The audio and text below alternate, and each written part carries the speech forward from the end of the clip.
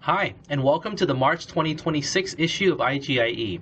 My name is Phillip G., editor for IGIE's section on historical considerations. In the course of our careers, there are those of us who have done well, and then there are those of us who have done really well, accomplishing feats beyond all expectations. Often, the secret sauce that distinguishes the two is involvement and leadership within professional societies, or in our case, the ASGE. The value of societal involvement is difficult to explain and perhaps even more difficult to measure. But when one adds humility, flexibility, persistence, and perhaps a bit of luck, societal involvement can reap exponential benefits. We are therefore excited to invite Dr. Stephen Edmundowicz to be our distinguished guest for the Historical Considerations section of IGIE to tell us about the value of societal involvement in shaping a successful career in gastroenterology and endoscopy. Dr. Edmundowicz grew up in Pennsylvania, where his grandfather owned a pharmacy and his father became an interventional cardiologist, opening one of the first cardiac cath labs in the region. He received his medical degree from Jefferson Medical College in Philadelphia, and subsequently his residency and fellowship training at Washington University in St. Louis. He spent most of his subsequent career at WashU in St. Louis before ultimately moving to the University of Colorado Anschutz Medical Campus in Aurora, Colorado. Over a career spanning nearly 4 decades, Dr. Edmundowicz has been intimately involved with the ASGE. He dutifully served on 14 different committee and board roles with the ASGE before joining the governing board as a counselor in 2010. Through these various committee roles, Dr. Edmundowicz is one of very, very few who has seen the inner workings of the ASGE from all different angles, from practice management to technology assessment to web education to DDW programming. From the governing board, he served as treasurer, president-elect, and then president in 2018 to 2019. As ASGE president, Dr. Edmundowicz, along with Dr. John Vargo, is credited with the development of the Gastroenterology Organizational Leadership Development, or GOLD program, a unique educational experience aimed at cultivating future leaders in academic or private practice, focusing on the business and operational side of medicine. Following a 5-year stint as interim head of the Division of Gastroenterology and Hepatology at the University of Colorado at Anschutz Medical Campus, in which he oversaw the recruitment of fellow ASGE president Dr. Jennifer Christie to be the division head, Dr. Edmundowicz served as medical director of endoscopy and interventional section director until just this year. Dr. Edmundowicz remains clinically active, both in practice as well as in various industry and startup ventures. He maintains multiple active collaborations across the University of Colorado campus, including with the Anschutz Acceleration Initiative, where he is working to develop novel endoscopic technologies. He is designated as Master of the ASGE, recipient of the 2023 ASGE Distinguished Endoscopic Research Mentoring Award, and the 2025 ASGE Distinguished Service Award, a testament to his contributions and service to our field and to our professional society. Dr. Edmundowicz, thank you so much for taking the time to do this interview. It's truly an honor and privilege. Why don't we go ahead and get started and tell us a little bit about your background and your family? Well, thanks so much, Phil, and thank you for being so diligent in all the pursuit of the facts and issues regarding this. I was raised in central Pennsylvania, and as you mentioned, I was from a family that first generation medical family. My father was a cardiologist and was initially an academic cardiologist and then moved to central Pennsylvania to practice cardiology and cardiac cath. I was educated in the public school system there and then went to the University of Notre Dame in South Bend, Indiana for 4 years. Met my lovely wife there my senior year. And from there went to Jefferson Medical College and had a really good start in basic clinical education, as well as kind of spiked my interest into clinical gastroenterology. From there, I was advised by our division director at the time. Our medicine director was Dr. Willis Madre, and I really thought I was going to become a hepatologist, and he actually encouraged me to apply to Barnes Hospital and Washington University School of Medicine in St. Louis. And I ended up there for my internship and residency, had an amazing training experience there. I was able to be chief resident at the VA there during my 3rd year of medical residency, and then was recruited to join the GI fellowship program there by Ray Klaus and Dave Alpers. It was an interesting small division at the time. We didn't really have a therapeutic endoscopy program per se, but we had a number of physicians who had been trained in ERCP. This was before the time of EUS, so EUS didn't exist at the time. And interventional endoscopy was really focusing at that time on stopping bleeding and taking out big polyps and doing ERCP. And I was fortunate enough to acquire the skills for basic ERCP from those individuals that had been trained and who essentially performed it on a regular basis. And it's very interesting to kind of hear in all these interviews, actually, the beginnings of ERCP and EUS as well. Tell us a little bit about what ERCP was like when you were doing your training. You know, what kind of tools and devices did you have?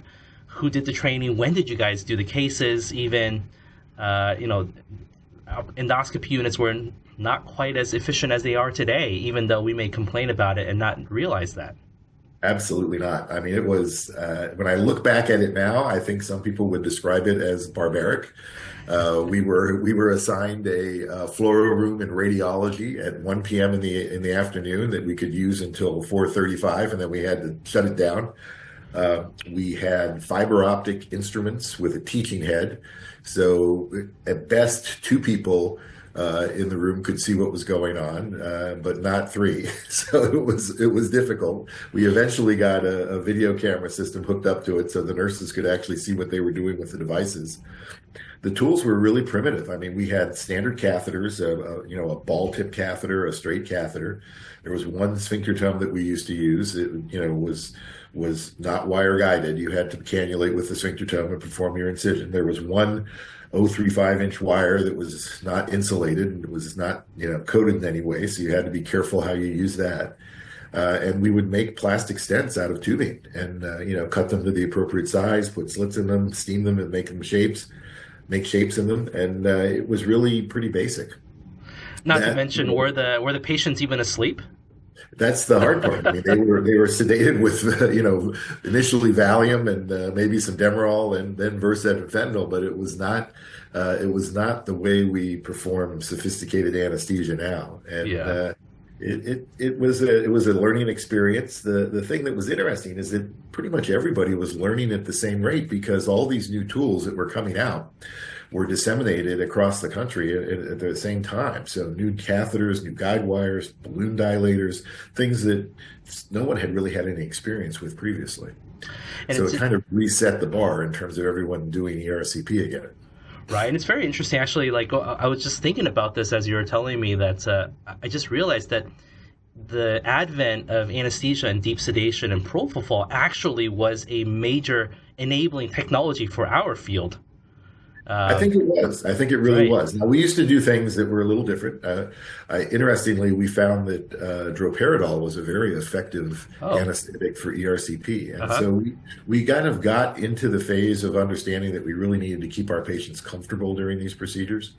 But that's totally transformed now. And I think it's much safer now with the way we perform anesthesia for these procedures. Right, absolutely. And so then while you were...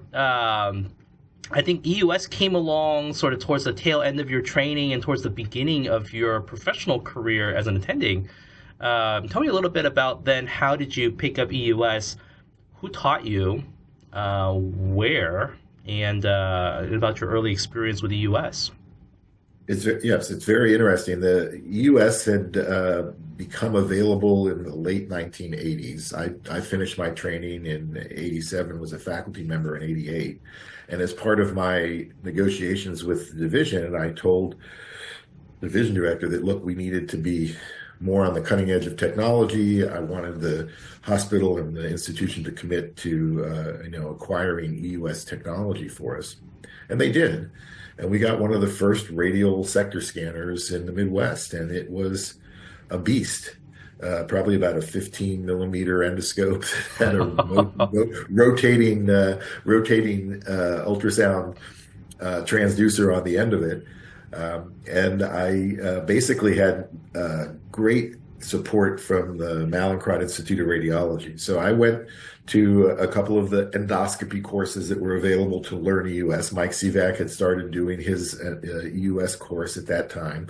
There were about 8 centers in the United States that had gotten equipment earlier that were, working to develop the technology. And so I went with Ray Klaus, my other colleague, went with me, as did one of the radiologists, and we spent 3 or 4 days there looking at EUS, seeing what they were doing. And then the radiology department was unbelievably supportive. They basically said, look, you come do the cases. We will come to every case and we will provide the radiologic interpretation. And back then, the codes were actually split. So you could get a separate code for interpreting the EUS as you could for performing the EUS. There was no therapeutics. It was all just diagnostic. And we did about 50 cases together. And after that, the radiologist said, look, I can't come up here all the time, and you're doing pretty good. So go ahead and keep going. And that's how I became skilled in EUS in terms of diagnostic EUS. And therapeutics evolved. And my next spot I moved to was Jefferson Medical College. And there was an amazing radiology ultrasound department there who had a lot of equipment. And they taught me how to do EUS FNA. So it was a lot of it was self-learned, but a lot of it was with the support of really skilled radiologists that made it so much more, easy for me to pick up the skill set. So good. So then you mentioned you actually went to Jefferson for a period of time, and and then you eventually came back to WashU. Tell me a little bit about this sort of this intermission, if you will. What led you to go back out east and then come on back? And what was the value in doing that? And obviously you learned, a lot of EUS along the way. So, clearly you brought something back with you. Tell me a little bit about that experience. I think the moves in academic medicine are often well thought out, and sometimes they're just for various reasons. I moved back to Philadelphia for 2 reasons. One is a person who knew me when I trained and had written some of my recommendations had taken over the Department of Medicine and wanted to bring me back.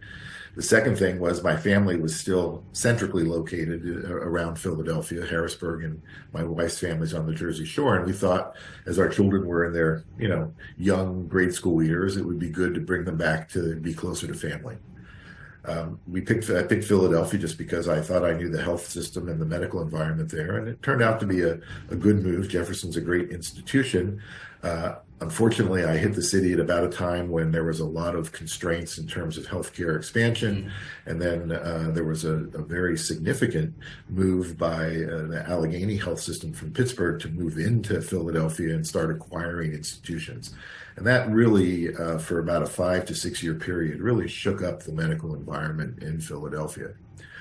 I was at Jefferson for a couple of years, 2 years before that started to affect things. They were nervous about their productivity, and they decided to realign their hospital with more clinical interests. Because of that, my role as the clinical director was, I'd say, diminished to some degree. The chair of medicine who recruited me left the institution and went back to industry. And a number of the faculty who had been there for some time decided to move over to Graduate Hospital, which had a long GI tradition, and had acquired Don Castell as their director of their Digestive Health Institute. Phil Katz and Dave Katzko were there, and it was really a growing program. So I moved there, became the director of endoscopy there, and then eventually led the GI division for a short time before the wheels fell off the wagon, I like to say, in Philadelphia. Allegheny became bankrupt. Tenant bought the hospital. And it was pretty clear to me that I didn't want to stay in that environment for much longer. And at the same time, things had evolved in St. Louis. A new division director took over, and they recruited me back to St. Louis to perform the director of endoscopy and the clinical director role there, which was, for as far as I was concerned, was fabulous. So it goes to show the value of, especially when people move and shift jobs and whatnot, to not burn bridges along the way. And I think it's absolutely not. Because then you basically were able to go back to WashU and then continue to rise in your career from that point. Tell me a little bit about what was advanced endoscopy or interventional endoscopy like at WashU when you went back? Because I know you went back, and that's when you started the fellowship training program and everything.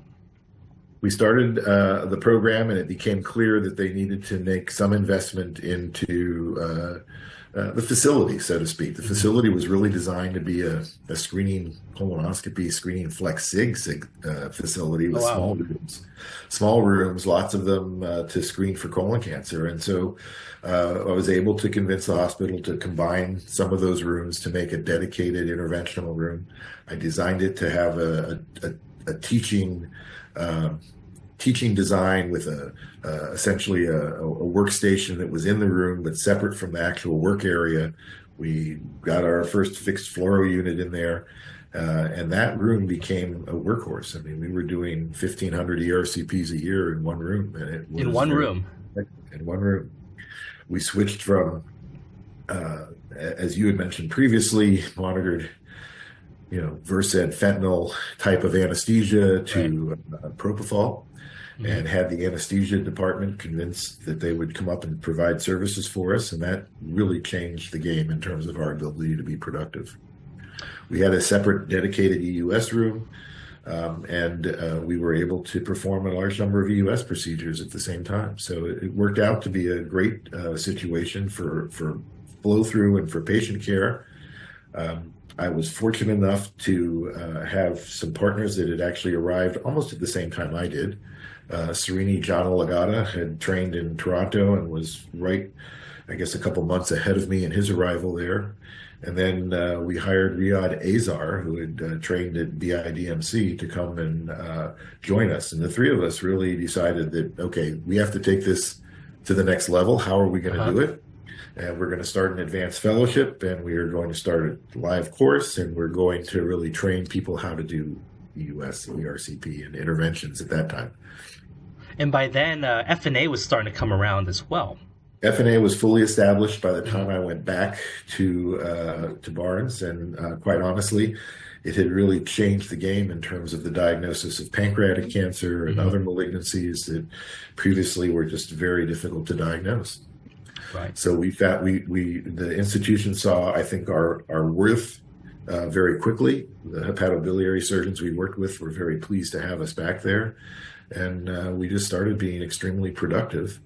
And then, fortunately, we started a fellowship program, and were able to just attract really fabulous fellows who, many of them now are out and either division directors or running programs on their own or in busy practices. And it was just really a joy to train individuals during that time frame. And we designed the fellowship program so that they would spend most of their time scoping. They would be in our room 4 out of 5 days. They would have their own room one day to do general GI. And it was a good training program. It really was satisfying as educators. It was satisfying for the fellows. And really amazing to hear, especially nowadays. We feel so spoiled when we think about these big endoscopy units and whatnot, of the magic that you made happen in one room, right? It's one room, 3 attendings, 1,500 ERCPs, second room, some EUS. You had to start from scratch basically when you went back, right? As I understand, because there wasn't really such a thing as like interventional nurses or even techs or assistants or anything like that. What was sort of the secret sauce to building and recruiting a good team to work with? Well, there were nurses there. There was an interventional program when I left, and it was still very active. But it all transitioned when I came back. A lot of people left. The practice moved out to the county, so we really had to rebuild from scratch. And we had one nurse who Christine Diebold, who was fabulous, who trained everybody and got everyone up to speed. I found a group of nurses just by chance who were working in the pulmonary ICU that wanted to transition out of the ICU, and they all had really good hands. They were all needle pointers, and they knew how to use tools. So we taught them how to do ERCP, and they became the core nursing group that we worked with for over 10 years. I mean, it was just a great group of people, and we created an environment that was like a family. I mean, we cared for everybody. We worked very hard to include people in our projects. We made sure that the nurses felt know that we cared for them, but also felt part of the team. And that was just a philosophy that came, I think, from my own family philosophy. We would, we would make sure that when we had events like holiday parties or fellows graduations, that we invited everybody on the team and had them come and be part of it. And it really solidified that whole team concept. That's great. That's really, from family culture to bringing it out to building a very supportive work culture as well. And I think, that goes a long way, especially in this day and age. People talk about wellness, people talk about morale. I think these are very fundamental things, right? Like, how do you take good care of a staff? Do you make them feel like they're part of a family, making them feel like they're part of something bigger? I think you've done that extremely well. Now, did you guys grow as a program as well? I mean, there were 3 of you. Sure. I think you guys eventually expanded to 5 or 6 people over the course of your time. We expanded as much as we could in the facility that we had.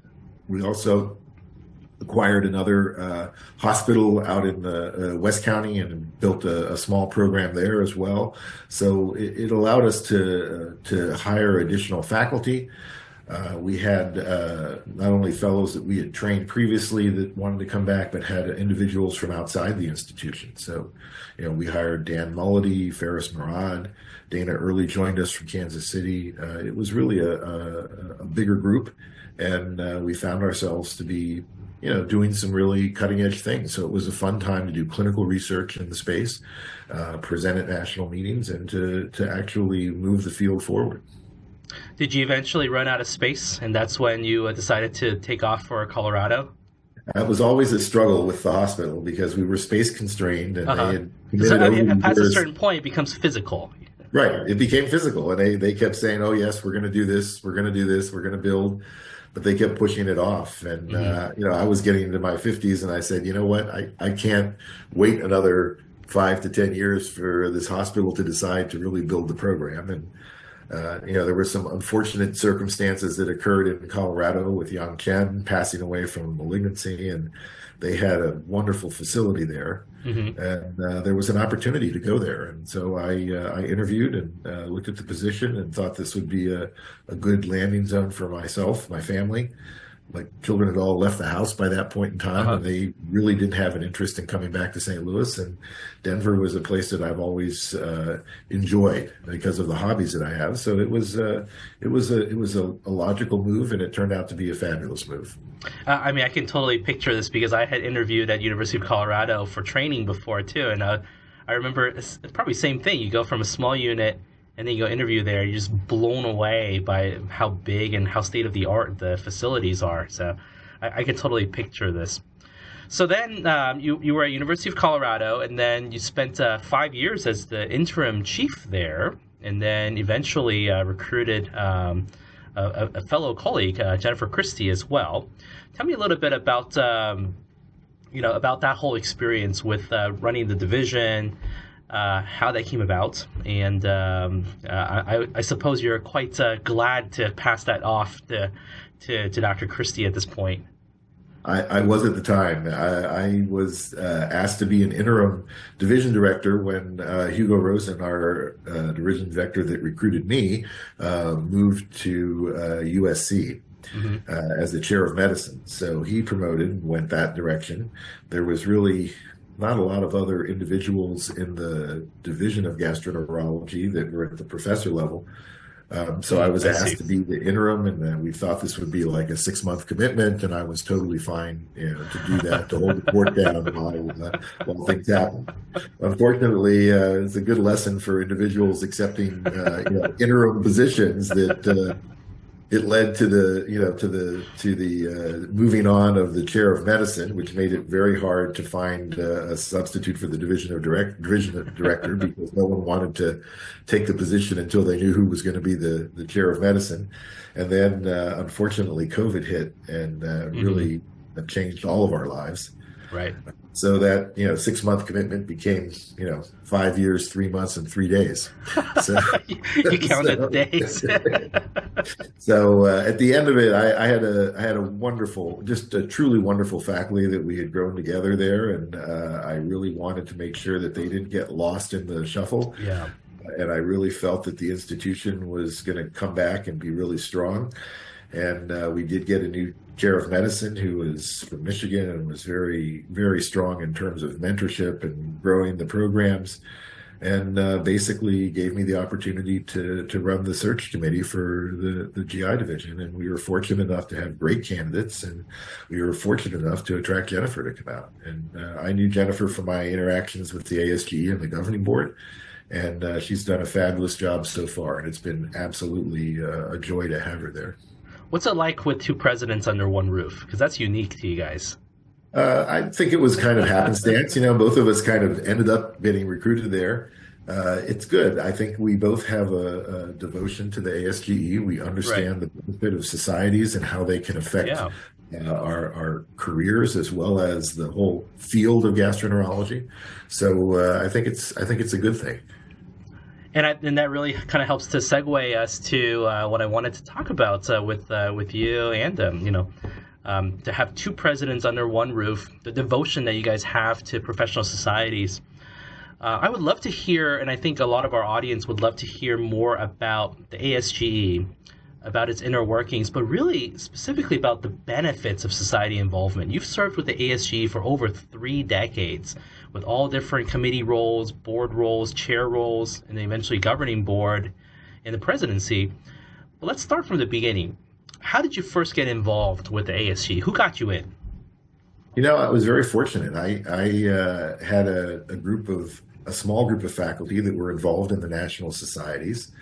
Our division director was Dave Alpers, who eventually became president of the AGA. Ray Klaus was very involved with the AGA, the ACG, and the ASGE.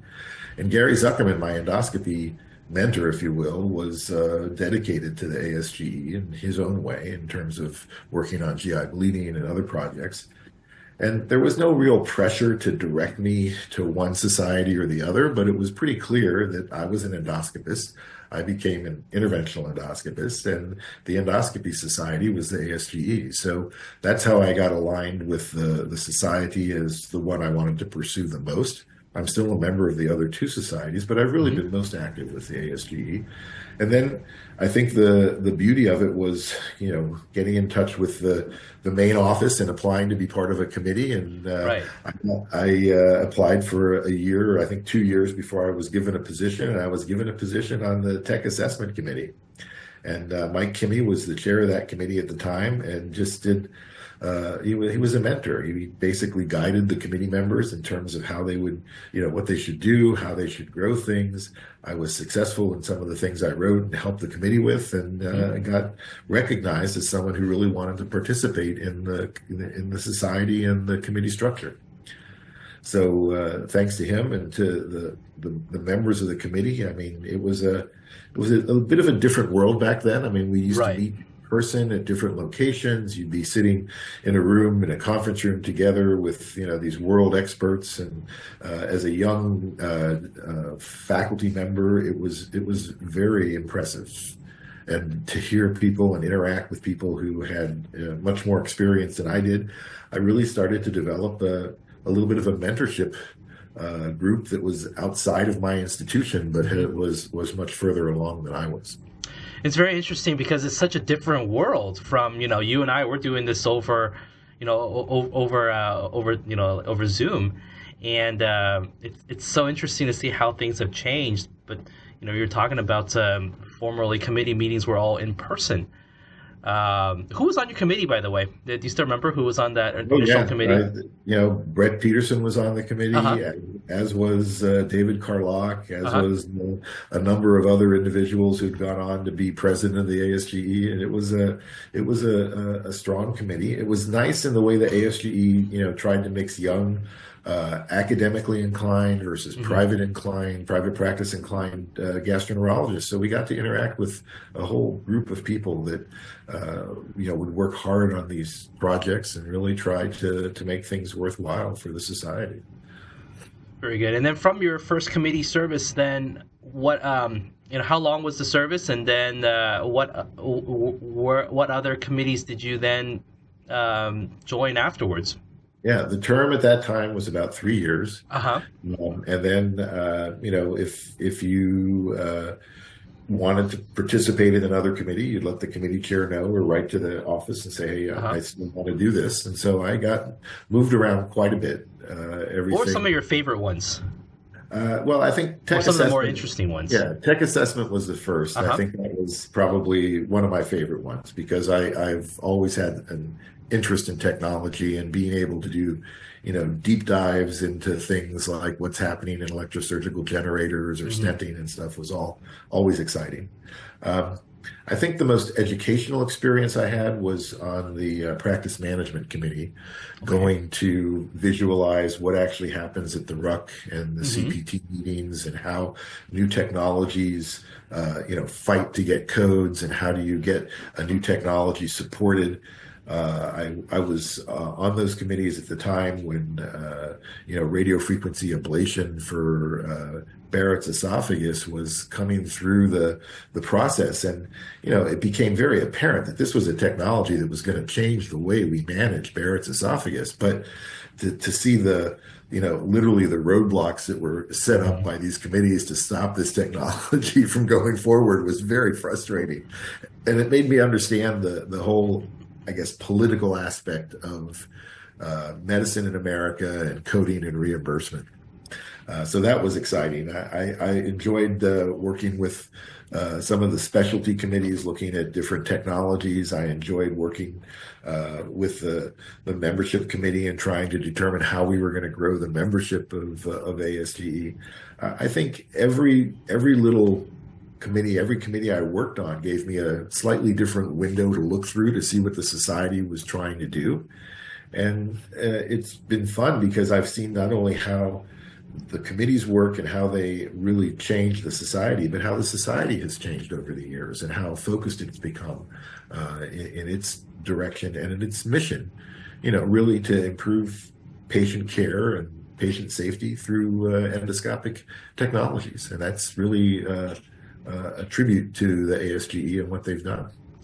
Yeah, it's very interesting. There are very few people like you who have had such a global exposure and a global view of the society, and really has really seen all the inner workings of the society. And for a lot of my younger peers, colleagues, and more junior faculty and whatnot, there are very many promising young people who are not really active within those societies. I don't know if it's either they never got the exposure, they never talked to someone like you, they never had the opportunity. For those types of people, what would you say? Like, well, what if you were to boil it down to them?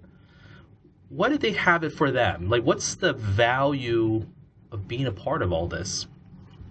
I mean, despite the obvious CV benefits and professional benefits, sure. No, I think even more than that. I think the true value of participating in the societies, and the ASGE is focused specifically on endoscopic work. But there are other societies that work in the endoscopic field, and there's other societies that work in all aspects of GI. So I think the difference is it expands your horizons beyond your local institution.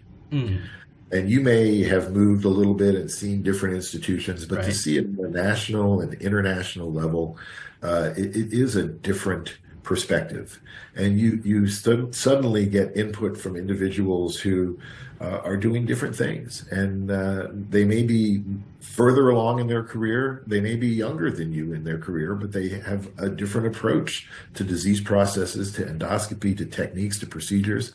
And to me, that setting up that network and getting to be able to interact with those individuals is what being part of society is all about.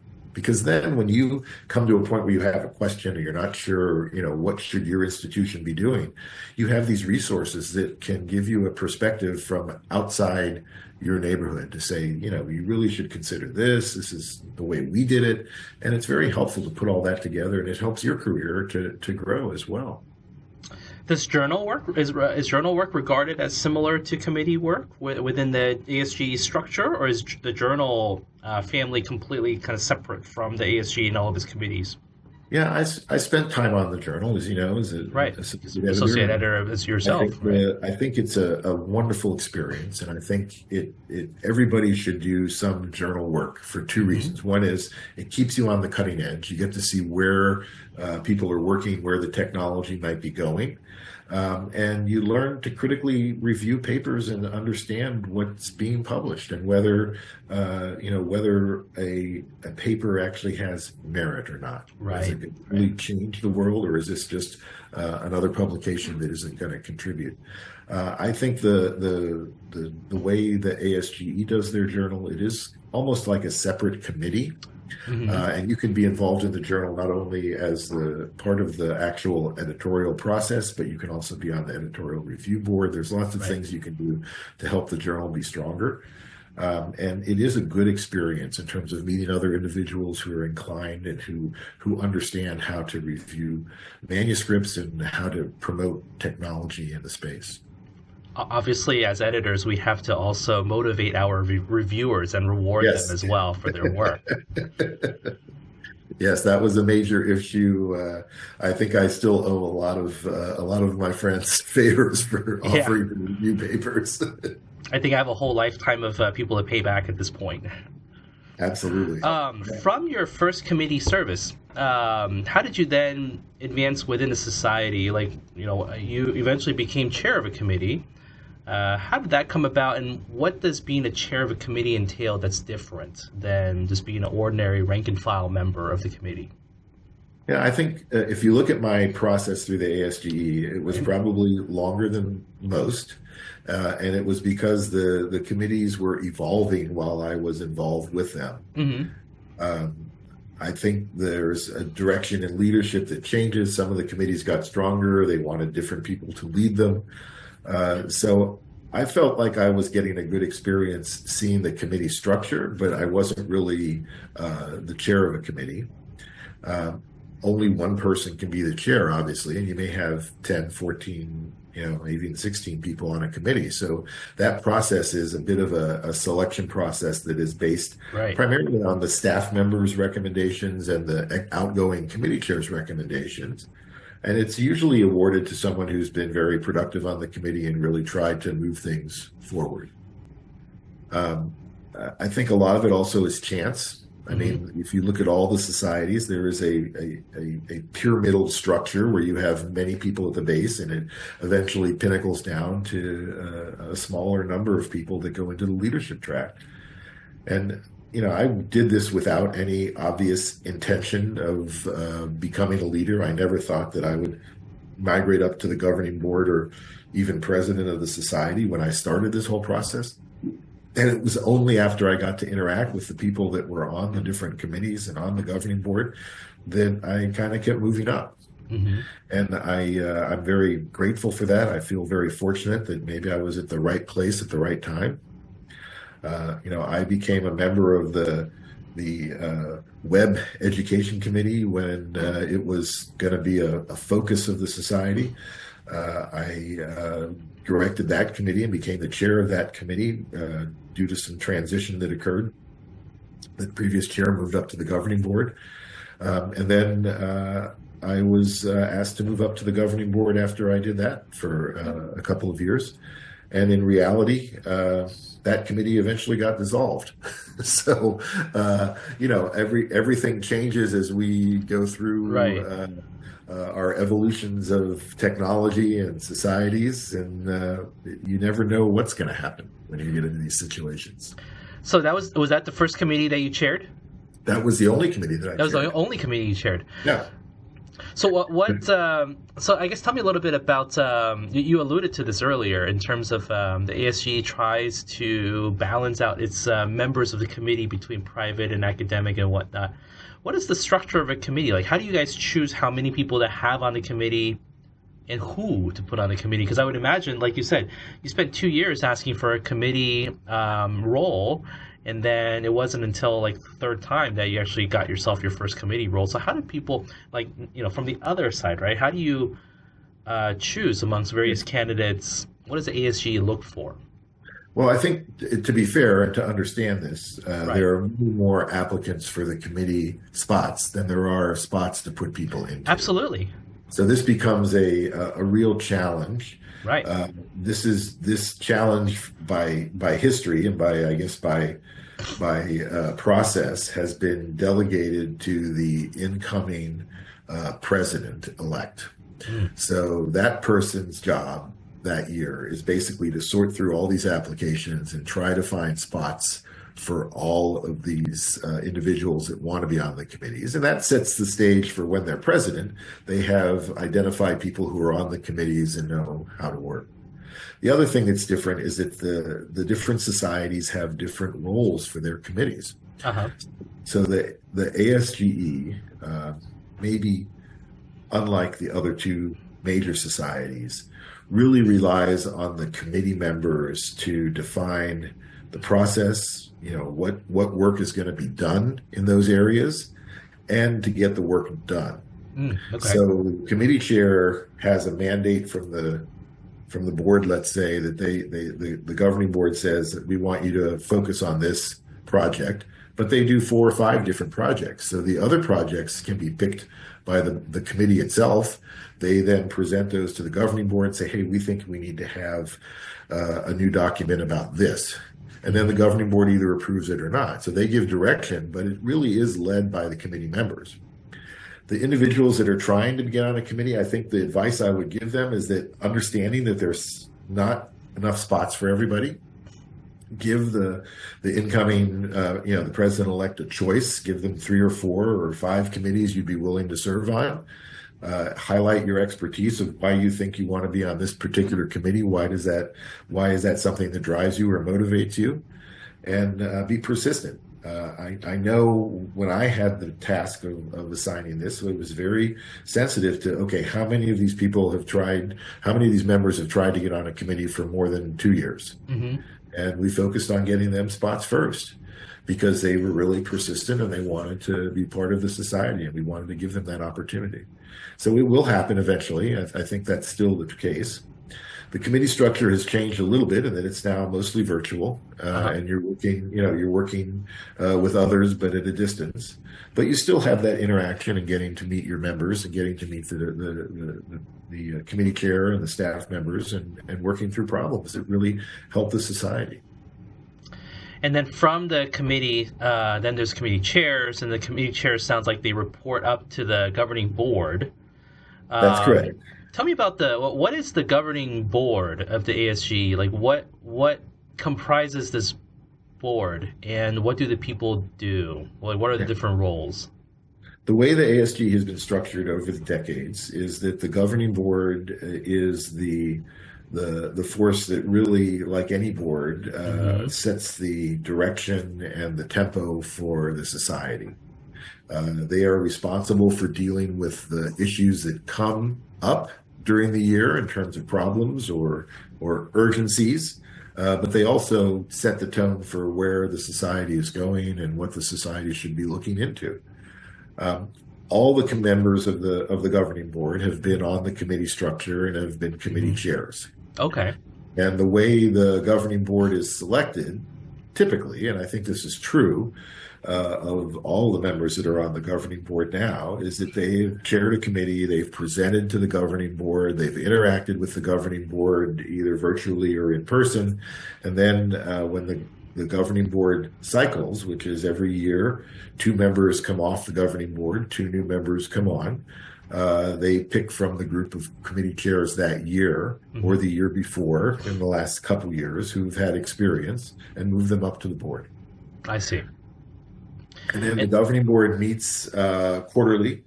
They have specific tasks that they have to accomplish, but they also have an executive committee of the governing board, which is a smaller number of the board that meets on a more regular basis and discusses urgencies and moving things through the board as needed. What are the types of urgencies, if you will, that the ASG governing board faces? Just a couple of examples. It could be anything. It could be the response to COVID with endoscopy. Okay, that's an obvious one. Yep, it could be a certain code is being brought forth that is going to hurt the gastroenterologists in the community, and we don't want to see that happen. It could be that there's a new technology that has had problems. I mean, things like the ERCP scope infection issue Uh-huh. became a crisis that had to be dealt with.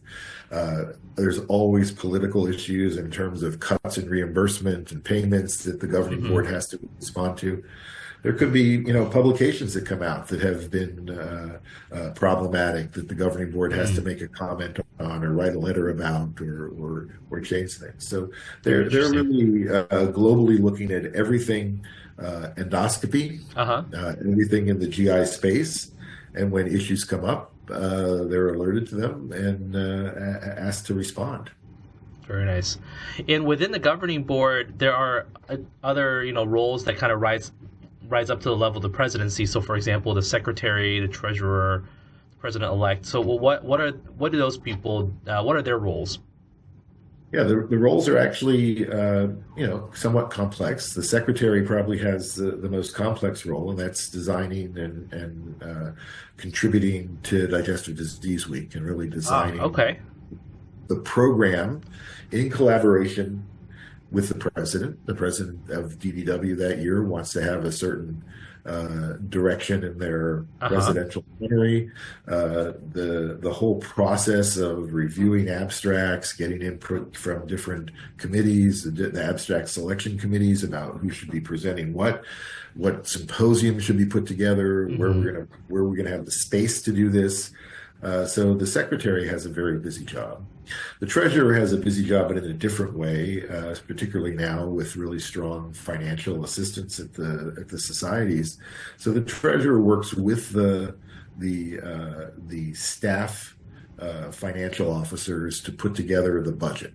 And the budget is really the in some ways the limiting factor of what the society can do, because if we had funds to do everything, we would be much bigger and keep growing, but we have to make decisions, right? So the treasurer works with the budget committee and tries to pare things down to a reasonable level to say, okay, we can do this, but not this year. And it's another 3-year term that kind of gets you the experience of understanding how the finances of the society work, but also, how to deal with issues in terms of financial issues. And then you mentioned the staff as well, right? So there's a separate power structure that's we're working in parallel with the ASGE, right? They have actually, a lot of people don't realize the ASGE has their own CEO and CFO. Tell me about that sort of parallel structure, Absolutely. Like any medical society, you really can't rely on physicians to run the day-to-day business of ASGE. And when I was in the presidential position, there were over 45 employees at the ASGE, and they all had different roles, everything from, travel coordinators to running the hands-on labs to the finances to the leadership to the HR person. I mean, it was just like any other small business. And that has been a transition that occurred while I was president. Pat Blake had run the society from its beginning, almost, when they separated from a consulting leadership group that ran a number of small societies to their own society and having their own leadership. And Pat grew the society and grew the staff in the society significantly. Donald Palmisano, who's the current CEO, has done a fabulous job at kind of honing that staff, making sure that everyone is in the right place and doing the job. And I think that staff leadership coordinates with the physician leadership to make the society work. Got it. It's very interesting to hear about how the inner workings of the ASGE come together. And so eventually you climbed up the leadership track and then became president. How does that work, by the way, within the governing board? So the governing board has how many people? So there's 8 counselors, I think, and then there's a secretary, the treasurer, president-elect, president, and then there's a immediate past president, I believe, right? So that's 13 of you, right? So then how did they select the presidency? So there's actually an order that has continued through the years. Secretary, treasurer, and then what some people would call the wild card, or a non-secretary treasurer person, would be selected to be president. There's a nominations committee that reviews the different individuals that are coming up to potentially be the secretary or treasurer. So there's a process that they go through to select who's going to be the next secretary, who's going to be the next treasurer.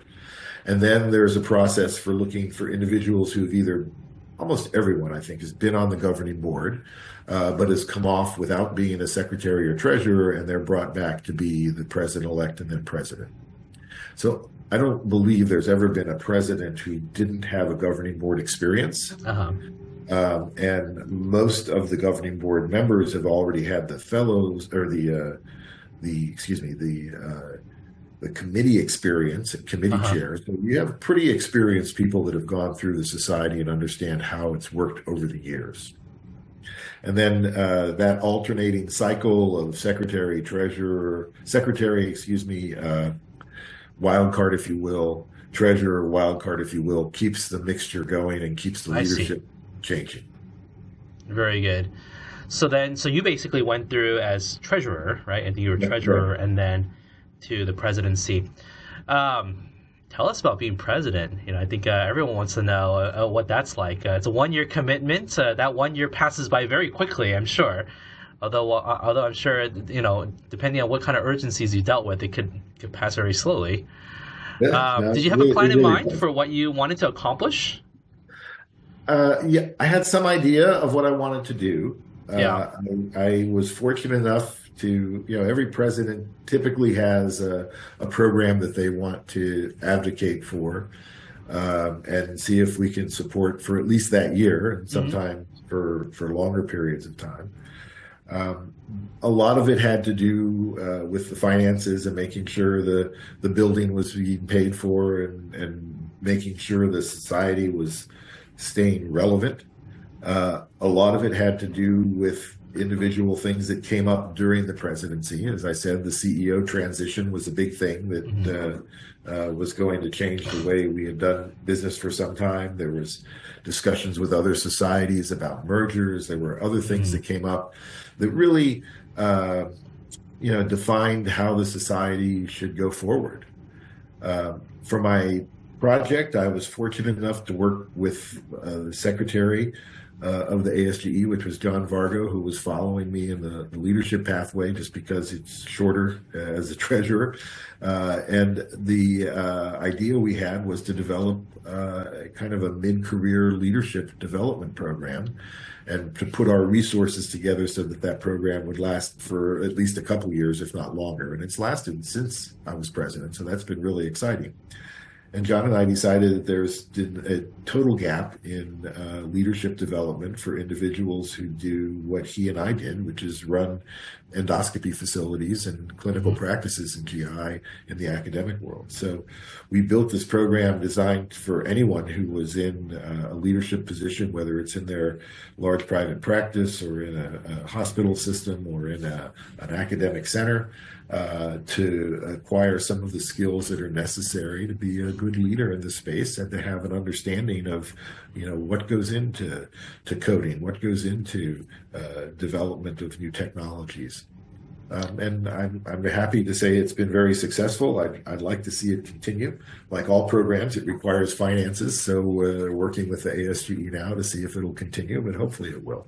Yeah, and I think when you look at the people that have come out of that program, they're definitely gold medalists. No pun intended there. But I think that gold program of yours has been quite. It seems to be quite successful.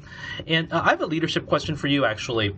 And maybe this is something that I might have to go attend some leadership classes myself. But my question for you is, leadership. I feel like the higher up you go, it can be a very lonely experience. Especially when you deal with challenges and adversity and difficult decisions. Would you mind kind of reflecting for our audience on the qualities of leadership? How do you develop those qualities? Who mentored you through these qualities? How do you navigate these very difficult decisions where you otherwise feel very alone? I have to be honest with you. I think I'm one of the few leaders that had very little support. to develop my leadership skills. Yes, Most of that's what I them want to were ask you. developed, You're a perfect person to most of ask. them were developed. Most of them were developed internally. Right. If I had to identify mentors, they were usually my division directors or department directors who gave me sporadic advice. If I had to do it all over again, I would have attended a leadership academy and gotten a degree and probably worked more seriously on leadership skills. I guess a lot of my influence is from the family structure and trying to be fair, to treat everybody like a family member and to do the best you can to help individuals. I think a lot of leadership is just an opportunity. You're there at that time and you're given a role and you have to make the best of it. I do think that there's something to be said for individuals who've kind of been through the process. So I had the experience of being a young faculty member, being in a committee, seeing how things work in the society as well as in my own institution. And I did have that exposure of moving back and forth from different institutions that let me see how other institutions had done some things. But when it came to my desire to be a leader and to continue leadership, it was really because of the faculty that I was working with at the time, and I wanted to really be enabling for them and to try to get resources for them to grow their careers. And the same way with the society, I just enjoyed working with these colleagues from around the country and to try to make the ASGE better. And I think you definitely have. So, it's been a very, it's been a wonderful interview, just kind of chatting with you about the ASG and about leadership. It's been very inspirational. So tell us a little bit about post-presidency. What are you up to these days? Yeah, post-presidency is interesting. I think everyone who's been president tells you that you're used to getting 20, 30 emails a day, and all of a sudden it's like someone flips the switch and they're gone. It's a good thing in many ways. I think the post-presidency for me was really a joy. I stayed on the board for a year, as post-presidents do, Okay, good. How the process continues. And then you're on the nominations committee for 2 more years, and then you kind of drift off into your rest of your life and what you're doing. I had a lot of opportunity at the university to do many things after I was president, and one of the things was this collaboration with a basic scientist and working on new devices. So I've focused on technology, and I've been a consultant for many years in different spaces, but this really allowed me to develop a startup and to grow a small company in a space where we think there's room for an impact. And then I've had other colleagues that have had other startups that I've been able to affiliate with, which has been really exciting. And so for me, I still have my clinical practice. I still perform procedures on a regular basis, but I also spend time working on this startup as well as working on other little research projects that I've been doing. That's amazing. How many days out of the week do you scope nowadays? So right now, my whole time committed to the university is about 3 days a week. I'm Okay. a little half of an FTE. And then I typically scope at least 1, if not 2 days a week. Okay, good, very good. Do you take time for yourself? I mean, it sounds like you definitely do. I've been What very, are very your fortunate. major hobbies outside of medicine? I think you've alluded to some. Yep. One of the reasons we moved to the Colorado area is that my 2 favorite hobbies are skiing and fly fishing. So we get to the mountains as much as we can. I love to fly fish, and I've been fly fishing with my wife around the world, and it's been just a joy. So those 2 things are fabulous. I also have 6 grandchildren now, so I'm spending a lot of time traveling from one location to another to watch my grandchildren grow and to babysit them to some degree, but also to participate in their activities. So it's been really a joy. Very nice. You black diamond skier? Oh no. No. I've gotten a lot more cautious as I've gotten older. What's your favorite resort? I've gone to Park City Mountain every year since 2000. Okay. I still go there every year and enjoy that mountain. Probably my favorite. Though we go to Tahoe, I go to the Colorado mountains you can do a day trip to Colorado mountains. So that's been a joy. We spend a lot of time. Right. Because locally, you guys have so many different resorts around you guys in Denver. We do. It depends a little bit on the weather. We're having a tough year this year, but it'll Or have. The weather and the I-70 commute, how much you're willing to put up with that. Exactly. Well, very good. Thank you again for really a wonderful and a deeply insightful interview. And to close out, I ask every person that we interview for their own personal advice and wisdom. What advice do you have for future generations who wish to become as successful as yourself? I think probably my most important advice is to enjoy people, enjoy the people that you work with, celebrate the wins, and really try to be a consistent, not necessarily a cheerleader, but an encourager of activities, because it's really the capital that we really deal with in our space is individuals. And if you look at the individuals you interact with, you can have such an amazing impact in the field just by having a positive interaction with someone who's coming up through the ranks. So work on that. That's really important.